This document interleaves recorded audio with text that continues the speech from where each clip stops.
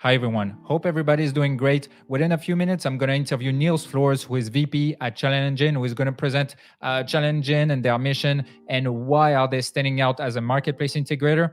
But just to give you a little bit of context before getting started, a few weeks ago, I listed all the international marketplace integrators in Europe.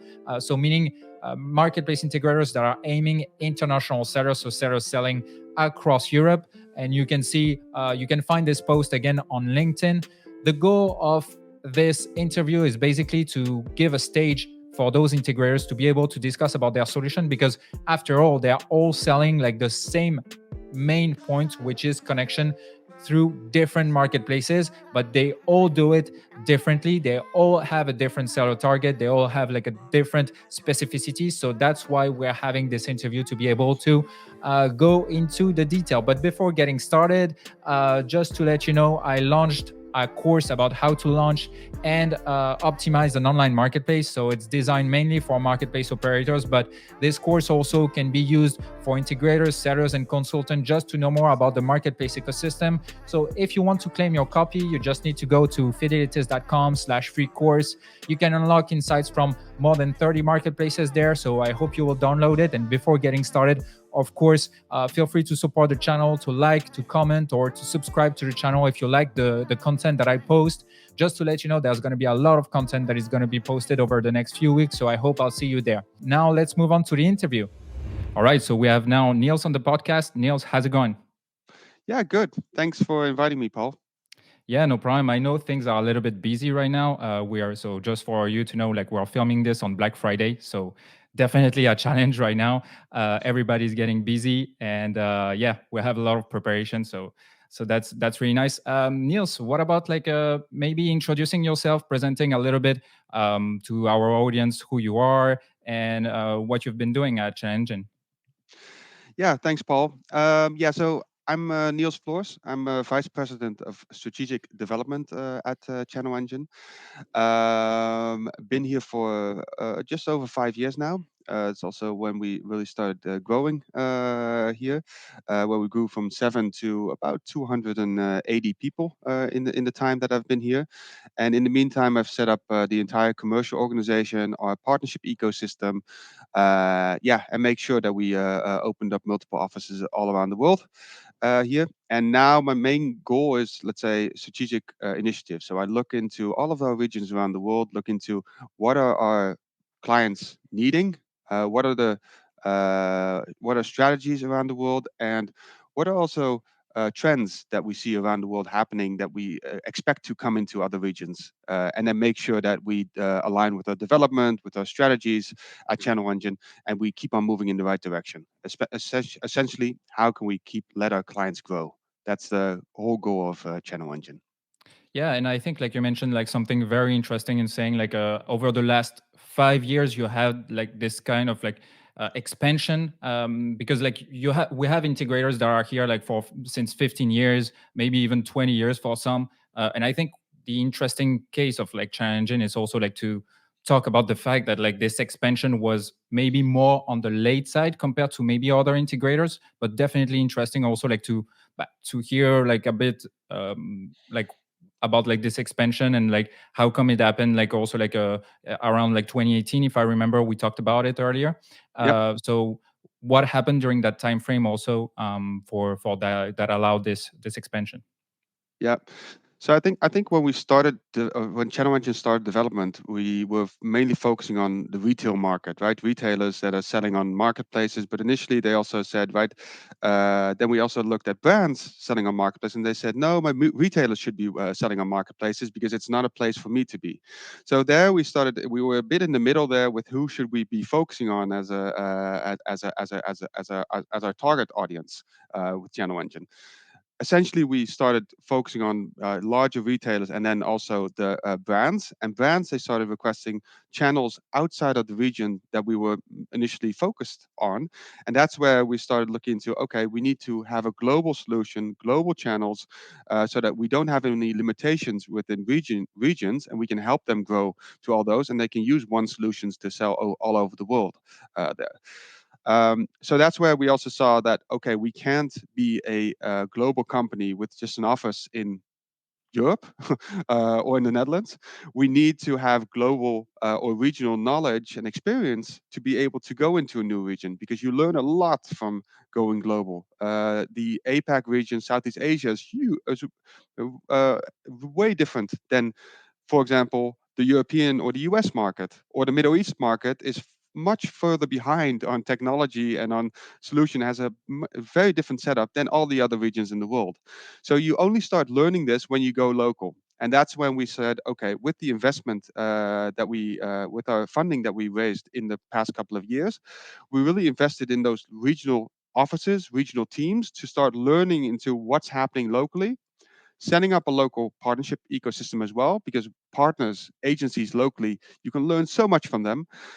So learning, going to those regions, and then also understanding what the dynamics are and what do we need in the solution to make sure that we can also have a solution that fits the local market, but also can help brands from Europe sell into those regions and help and teach them how to sell into those regions all around the world.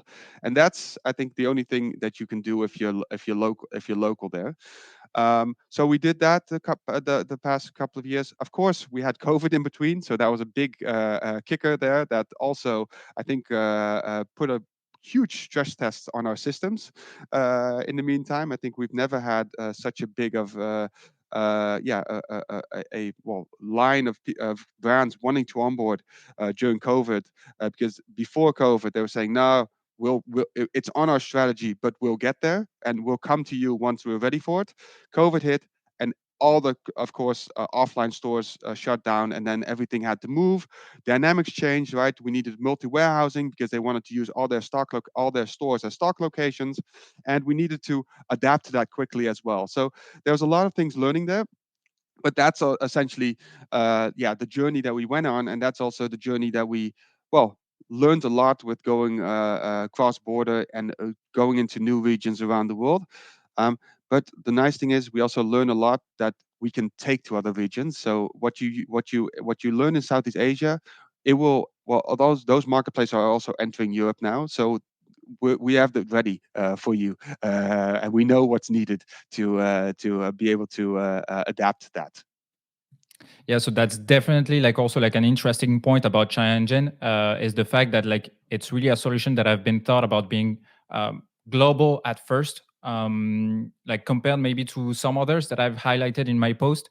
Really, ChannelEngine like have this ambition of being like onto three main continents, right?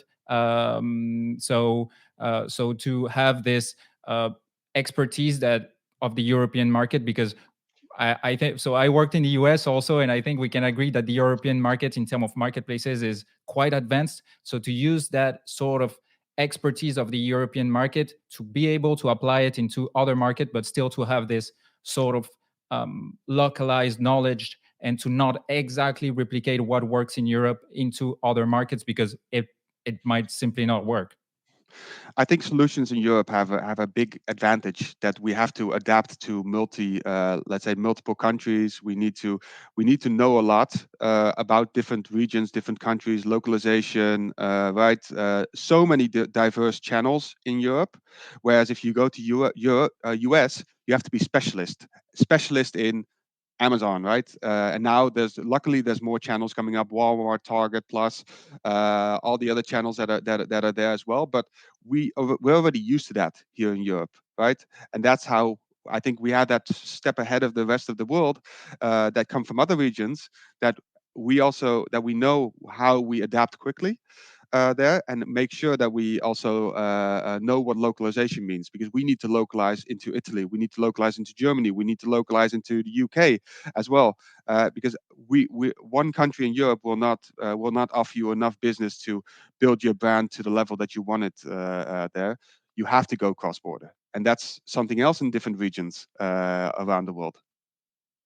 And so talking about like maybe like cross border and international sellers, because like that's also like who we are aiming to talk to right now. Who is right now like also like your seller target? Who's the main client of ChannelEngine? Would that be what sort of profiles do you guys work with? Like you work with maybe more SMBs, enterprise levels, all levels. So how do you how do you work with clients? Yeah, so we cater to a wide range of clients. So we have, let's say, a solution for the SMB market, or let's say for mid-size market there for retailers, brands, all the way up to enterprise clients. And we have different packages and service levels for to fit for all of them.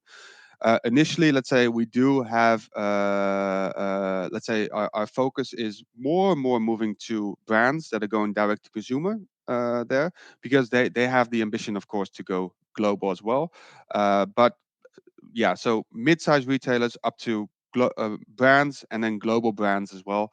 That those are the players that we, and don't forget the distributors in the middle there, uh, and those retailers and brands, they're now also starting white label products, so also becoming a brand. So I think it's hard to diverse, or let's say to diversify the or distinct, let's say, to select what kind of clients you're really working for, because initially, yeah, they become and have the same dynamics. And I think an interesting group as well, that's that marketplaces are now also becoming sellers on different marketplaces in different regions, so connecting those channels together. So that's also an interesting group we work with a lot. Yeah, definitely. We see it more and more. And I mean, I worked on a similar project in 2016. It was like a sort of a revolution, right? And I mean, when we talk about marketplace, what is also like interesting is that we always talk about like cannibalization. Like when Yeah. you want to open a marketplace, like it's always like the dilemma internally about like, hey, how do you avoid cannibalization? And now the fact that like you can sell your own inventory as the marketplace, as the retailer into other marketplaces, brings another level of this, but it shows how important like the industry is currently. Yeah, and it's more of an enablement thing, right? So you also see that some marketplaces, they're offering a service to enable you to sell on other marketplaces, to widen again, right, the reach that they have, support the cross border ship that they have there, and then also use the facilities and the resource they have to enable brands and retailers to do this initially on a global scale. So it's also just working closely together. And I think it's only a positive trend moving forward. Yeah, definitely. And also something that I want maybe to circle back to is, of course, we mentioned that ChannelEngine was created as being like also like a global company, but just also for us to understand is in what country in general do your seller operate or want to operate? How is it? How is it being like chosen also by chosen and advised by ChannelEngine, like on which country they should go after, like for marketplaces if they have the facilities, of course, to be able to expand to different countries.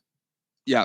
So maybe good. Let's say, yeah, to take a few steps back there. So we were founded in the Netherlands. So we are a Dutch company in 2013, and now we have offices set up in Munich, Germany, New York for the US, for North America, Toronto in Canada, Singapore for our Southeast Asian region, Dubai for the Middle East, and then Melbourne for Australia, because that was a bit of a yeah, even further away, and time zones make it challenging to support there.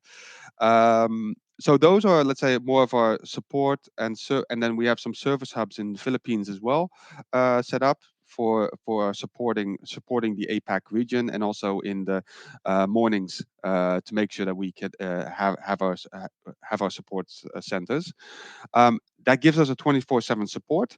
Those are, let's say, focus regions where we help brands and retailers uh, onboard to ChannelEngine. But essentially, we also then look into where can we help them sell to, right? So we have channels outside of those countries, and more into those regions there. But those are, let's say, really our focus regions where we have sellers, so brands and retailers working with ChannelEngine. And so, what sort of services, like maybe besides, of course, that's what I highlighted in my post, the fact that like marketplace integrators, well, I call them like this. Maybe it's not like it's not really the term that everybody uses, because some solution says we're not only integrators, but what sort of other services are offered by ChannelEngine. Because I talked to other solutions that have different services. We talk a lot about retail media at this point. So what can seller do besides managing their marketplaces on ChannelEngine? And if it's mainly the focus on marketplace, why is it the case? That would be great to hear. Yeah, we focus on, let's say, transactional channels, and we do have feed management as well within ChannelEngine. So right, we have a lot. So we have those capabilities, but our main focus is on transactional channels, so marketplaces and other third-party sales channels like social commerce channels, your own brand.com stores, right? You can also add those as channels. Anything that's, let's say, a bit of your front end, or let's say a storefront that you can get orders from. You need to manage your content on stock. Prices always need to be up to date, and you need to stay ahead of your competition there.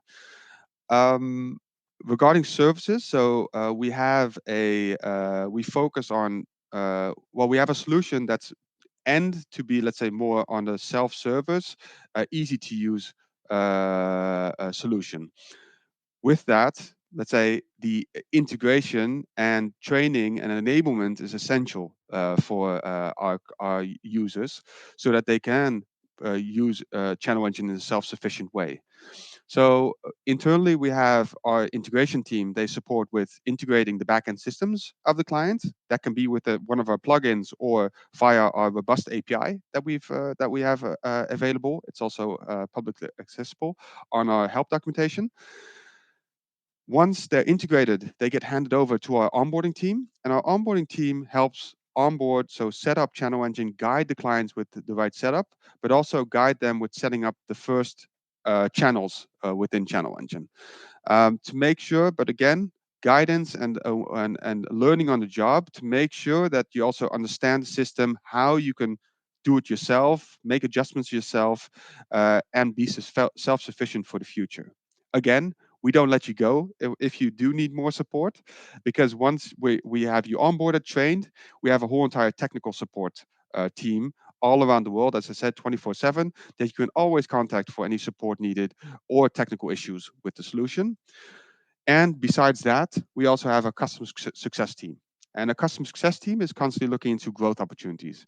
So where can we maybe, what's maybe white spots that we see on channels? So do we see certain channels that would fit your assortment? That's where the advice comes in with our quarterly business reviews with our customer success team, looking into where the growth opportunities are. Are there maybe certain tools within ChannelEngine that can be optimized? For example, repricers or dynamic or bundling functionalities that we have. So can we optimize within the tooling? Essentially, all to set up for growth for the future. Um, and so those are more of in-house services, but I think to emphasize more and more, is one of the most important things I think we've set up over the past 5 years is our partnership ecosystem. Our partnership ecosystem are solution partners slash or agencies in the market, also technology partners and the marketplaces. So it's a whole entire ecosystem that we built up of knowledgeable partners that can help you with any part of your journey or any, let's say, service you need to be successful on marketplaces. So you can think of strategy advice, you can think of pricing strategies, you can think of content generation optimization, advertising, as you said, retail media, logistics. Um, so all of those different services of your entire journey on being successful in marketplaces, we have a partner for within our ecosystem that's fully trained and aligned with our internal teams, and that we can also introduce our clients to, because we see that there's so many best of breed solutions and service agencies out there, especially all around the world, because you can never have all of the experience and knowledge of all the regions all around the world of every marketplace, and these agencies do. So we connect people. So we don't only connect marketplaces for our clients, but we also connect people, agencies, partners with our sellers, to make sure that whatever needed at a certain moment in time, and whichever service is needed, whatever specialty is needed, we can make sure that our sellers get access to it at the right time. And that's also like definitely an interesting take and an interesting like choice that you make there. And we've discussed that like also like earlier, is the fact of cannibalization is also currently happening, right, with integrators, in the fact that we have there are services that are being managed now, that are being created by integrators, that used to be fulfilled by agencies, as you mentioned. And so now like the place of agencies is a little bit more trickier. So if I understand correctly, your take and the take of ChannelEngine is really to be able to work with like many agencies that are maybe more specialist into some channels or to some certain knowledge, and to be able to complement ChannelEngine, which is therefore more targeting also the product and the core capabilities of the system, right? Yep. So services is something else than, of course, offering a technical solution. So it's completely two different organizations, and that's also why we see it as with our partners and agencies. Some of our sellers even work with three of our agencies in our network in three different regions or for different channels, for example, because they know they're specialists in a certain channel, and it makes them essentially more successful at with selling into a certain marketplace. Another one is also we partner with technical partners. So anything that's complementary to ChannelEngine, for example, right, plugins for PIM systems, plugins for e-commerce systems, customer service software, VAT tooling, right, like Avalara, all those technical integration partnerships we also manage to make sure it's easy to connect and easy to again working easy to work with best of breed solutions that are already in the market and that you're not going to get better at because they specialize in their own vertical. But and then the solution partners, so the agencies, yeah, we really see that they are specialized in what they do, and there's more than technology needed there, right? There's experience, knowledge, and really hands-on support needed. And that's where I think solution and agencies are the best at. Uh, Yeah, definitely. And it's like about also choosing solutions that are like for which like it's their core business, and to be able like to just focus on what we do best. And I mean, like you can find like the news on LinkedIn that I post every week, but so like quite often I find news about like new connections, new partnerships of ChannelEngine, and it feels that every week or nearly every week there's a new connection that is being available either as a marketplace, either as a shipment provider. So I saw like the other day about ShipStation partnership. So it's really seems to be like also like a very vibrant ecosystem that keeps on growing as per the week goes. yeah, no, it's a core of our organization. I think you also see, for example, we have a lot of webinars set up. There's always a partner of ours included because we know that they have such a fast level of knowledge on certain topics that we also want to leverage, and we also want to share with our clients, right? That's why we have a network. We connect our clients with partners. Sometimes they don't even do business with our partners, but they just brainstorm together with partners to get knowledge there, because sharing is caring, and in this case as well, right? Knowledge is key. So making sure that we have the right people with the right experience and knowledge to and connect them with each other. And would you say maybe that this is, I mean, it's definitely a strength. And would you say it's like a competitive advantage? Also, like, how do you see the market right now saying like being able to maybe position like ChannelEngine compared to other solutions? Again, we don't need to list like their names or anything, but just as as it stands, what are the core strength of ChannelEngine compared to the others? So we mentioned first of all like the global aspect of ChannelEngine, the product aspect of ChannelEngine, also like being able to really focus on that product, being able to also like have these ecosystems of partners. So are there other things that maybe like we can list there? What is your main arguments as per what ChannelEngine is different than others for X or Y reason? I think well, those are of course the most important one, right? So the geographical expansion and also our coverage worldwide is I think let's say that sets us apart from all others. Um, yeah, so that gives us time with the partnership ecosystem. It does give us really time, and also we get a lot of information out of the market from our partners as well on what do we need to develop on the technology enhancements to really make a product that, let's say, going to help sellers grow on marketplaces, let's say, and also optimize operations, um, and right, make it easy to use. Always keep that in the back of the mind, because you should be able to be self-sufficient and manage ChannelEngine yourself. You don't have to work with a partner. You can work in a hybrid way together with your own team and a partner as well. Some of our clients don't work with partners. They have an entire own team that manages their marketplaces. And the last one, of course, is a really strong partnership ecosystem all around the world with, yeah, the experience, knowledge, and coverage that you won't see anywhere else. Yeah, and I mean that's also something that we discussed in our past catch up is the fact that um, I mean creating a great product is also like should be the center of every operation, every marketplace integrator, because in a way having tons of different services that are just there to fill the issues that you created yourself by the product is not really does not really add up, doesn't really make sense in that way. So focusing on the product being make it like so that any user can use it like in a daily basis without having a, I mean, super extensive knowledge. That's the core of the business, right? Yep, it is. You want to give the business back control, right? The whole goal of an integrator is you want to have the business in control. You want to stay away from your technical and IT teams. That's the whole reason why I think ChannelEngine started in the first time, because our founder, Jorrit Steins, had his own e-commerce business. He started selling on marketplace as well. Every time he wanted to make a price change, content needs to be changed, something needs to be changed. He needed to go to his IT team.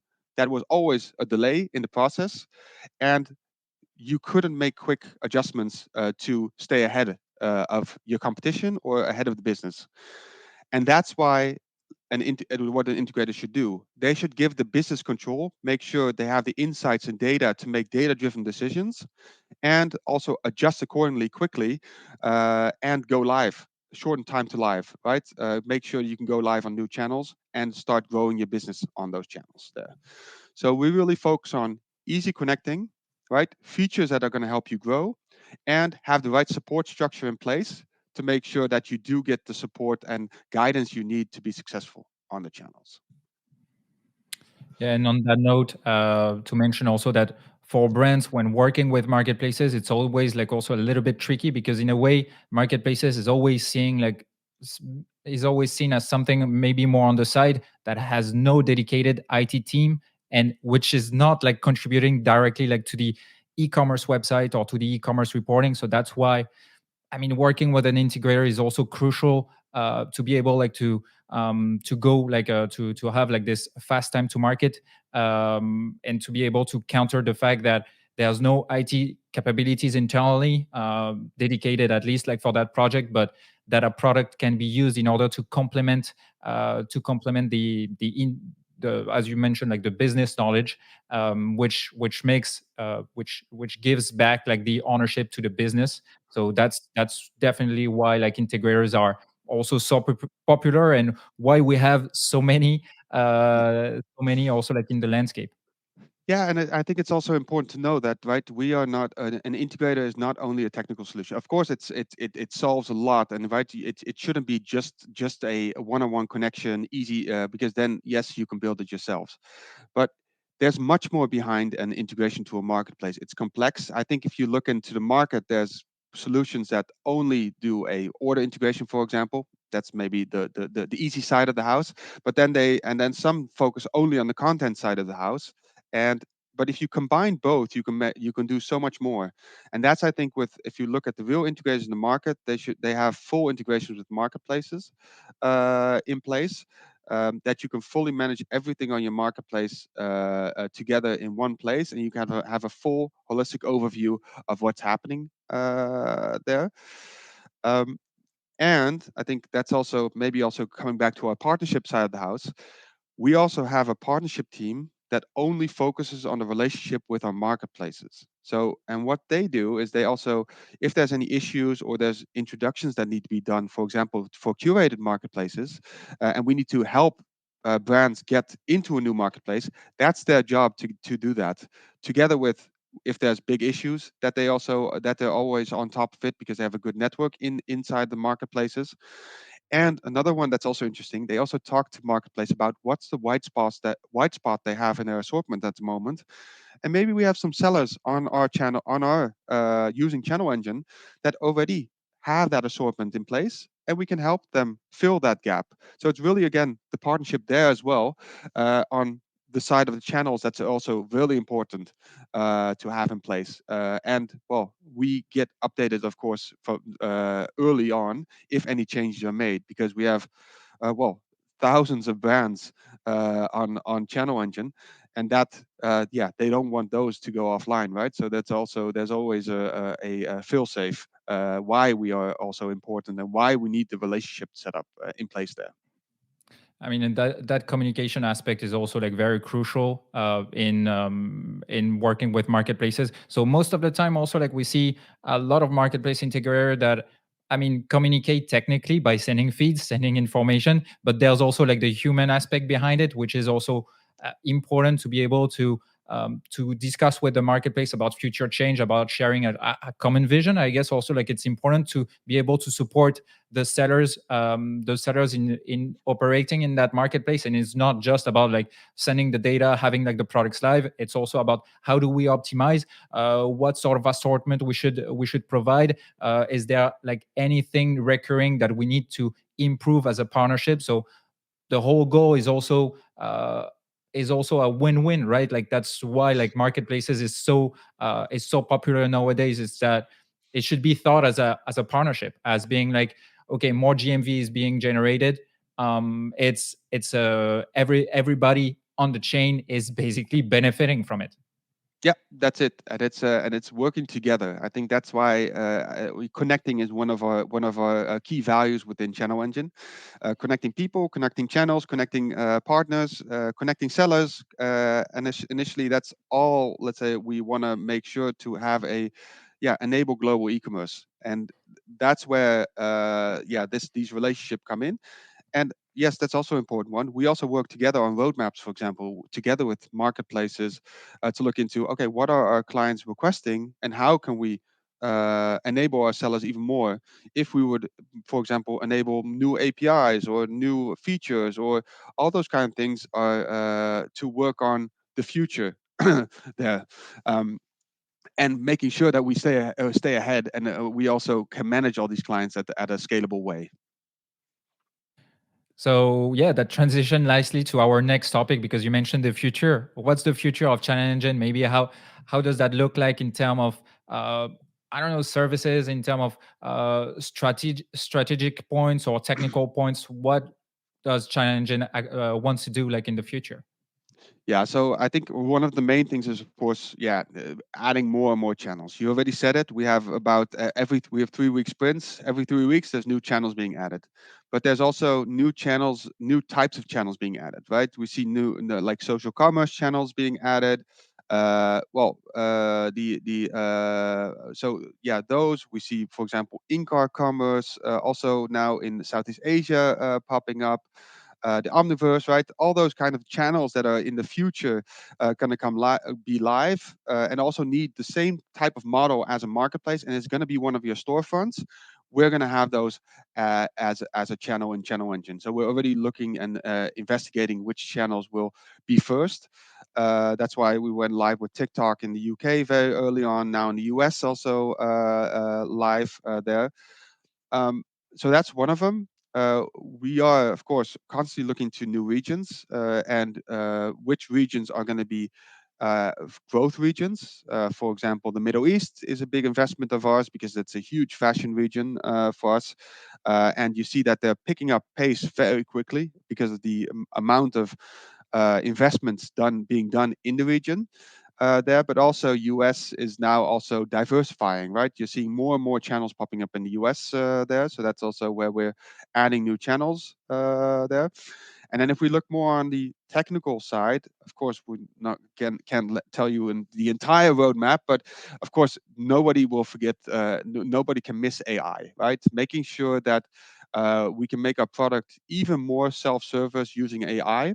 So, for example, empowering our customers to list more products on more channels easier with AI categorization, mapping, all those kind of, let's say, things that AI should be able to do automatically. That's what's being built as we speak. Together, we also have AI imagery builder for creating product bundles in the system. So all those kind of things that are now need to be manual, that AI can also, that you can leverage AI on. And I think the last pillar that's mainly important, because we all know in the future and in the past that data insights was limited with marketplaces. We're heavily investing in data and insights tooling to make sure that we have more advanced data and insights reporting to make data-driven decisions with real-time data from the market, from all the data that we can get from the marketplaces. Um, and if we don't have it yet, we are talking to the marketplaces to enable us to get the data into our platform, to have one holistic overview of all the data of all your sales channels, and then also making smart decisions on how you can also grow your revenue, or right, become more profitable, because I think that's a focus point at the moment. Not only more revenue, but profitability, and making decisions on that point. Yeah, you mentioned like points that are actually like super complementary, because in a way that if you guys want to have like a huge amount of channels for sellers to choose from, there's this thing always of, if you want to maximize also your sales, you will need to, I mean, tailor your content. You will need to improve it. You have this mapping work, this daily work that can be very extensive, and also very manual. Not the sexiest part of the job. Let's face it. And also this data part that is, I mean, if you trade on more than 10 marketplaces, being able to, in a daily basis, monitor the data, whether it is number of products that you have online, number of sales, and so on, it's quite extensive. So you're actually mentioning like having like the capability of basically making it seamless for brands to be able to operate onto a lot of different marketplaces without like really feeling the pain points that they currently experience. Yeah, and having that insight, because there's so many costs that also are added in the entire or in the entire journey, in the entire operational system.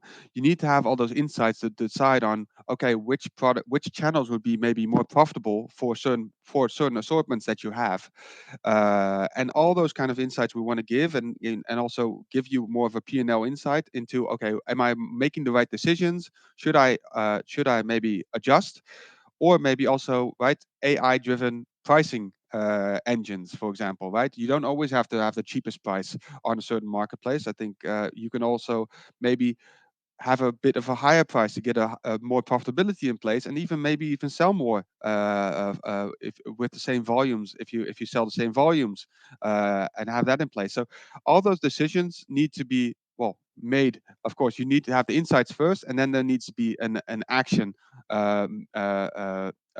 plan connected to it. And that, let's say, is, I think you can leverage a lot on AI, with AI as well. Yeah, definitely. And I think like this, I mean, also that we're shifting away like from this model where we're saying like, okay, first of all, you need to have your products live in order to be able to sell. That's definitely a no-brainer. But like the second advice was always like, you need to lower your price. Maybe not. Like maybe actually like we need to have like other recommendation in place to be able to cross different data that we're getting like from marketplaces, but which is a challenge sometimes also to get, but to be able to draw conclusions about like how to optimize the activity of a given seller. And it's not always like just about like reducing prices. Like it could be like so like diverse changes that can improve like the operation of a given brand, of a given seller. And it all depends on what are we seeing based on those analysis. on those Yeah, reports. yeah, and don't always, let's say, you don't always want to sell out for the lowest price, right? You want to make sure that with the stock that you have, you make the right margin and the right sales there. And I think that's a whole entire shift that's also taking place in the market. Make sure you sell the stock that you have in the right channels. Also take into account, can you replenish in time? Can you get new stock out of it, right? That's also important to know. Then that also drives into what are you selling your products for, and how are you going to make a profitable business model. Yeah, exactly. It's not all about like just reducing like your profitability in order to maximize sales. It's also like there's the profitability factor like to always take into account. And we're approaching to the end of this interview. And one thing maybe just to summarize also like what we said, we mentioned a lot of elements onto why should brands or why should partner work with ChannelEngine, but maybe just to give you the stage into uh, like having a little conclusion, a little like a definition of the reasons why like brands or just partners should work with ChannelEngine. That would be great to hear from you. So really working with ChannelEngine, right? We are a global marketplace and e-commerce management suite. Easy to integrate, easy to use, with an advanced feature set that can really help grow your revenue. Um, Together with a support structure in place all around the world, so 24/7, that can help you integrate, onboard with technical support, but also look into growth opportunities together. And then the last one, of course, is the partnership ecosystem. We've invested 5 years in the past 5 years, invested in our partnership ecosystem to connect you with the right people in any region in the world with the service you need at a certain given time there to help you grow your business. And I think that is, let's say, invaluable, and you need that in place to really grow your marketplace business and to look into how can you also automate into the future. That's great. And how do brands and or just partners get in touch with you guys? How to move forward? Maybe to hear more about your solution, about your partnership program, or about like just integrating ChannelEngine. Well, yeah. So we have a very personalized approach. But there's also there's multiple ways of getting in touch with us. You can get in touch with us via our website. There's a request a demo that you can get in touch with our sales team.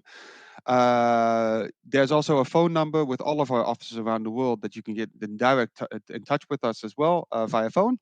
Or, well, you can always send me a LinkedIn message. So we like to keep in personal touch with all of our sellers at ChannelEngine. So yeah, send me a message via LinkedIn, and I'll make sure that you get connected with the right person within our teams. All right, sounds good, Neil. So while you're gonna get hopefully floated with messages, LinkedIn messages, that's definitely the goal of the interview. Is there anything like you want to add, like before we close off the interview? Well, yeah. So, of course, link with me on LinkedIn. That's always good. Then you can keep up to date on all the trends and that are happening, because I travel a lot, and I always share what's happening in the different regions of the world. And have a look on our website. There's different webinars coming up on different topics and selling into new regions around the world as well. So to really yeah, leverage the opportunity that's on the cross border. Sounds good. Thanks a lot, Niels, for your time. I will link, of course, like everything you mentioned, like in the post, so that everybody can get a quick access to it. And really much appreciate your time. You're actually the first one on that podcast, on that show, so that's great to start off with you. I hope everyone liked it. I hope like it has been insightful for you. So if you liked it, feel free to add a like and to comment. That would be great, so that we can have a little bit more of audience for next time for the next podcast. So I will see you next time, and yeah, wish everybody a great day.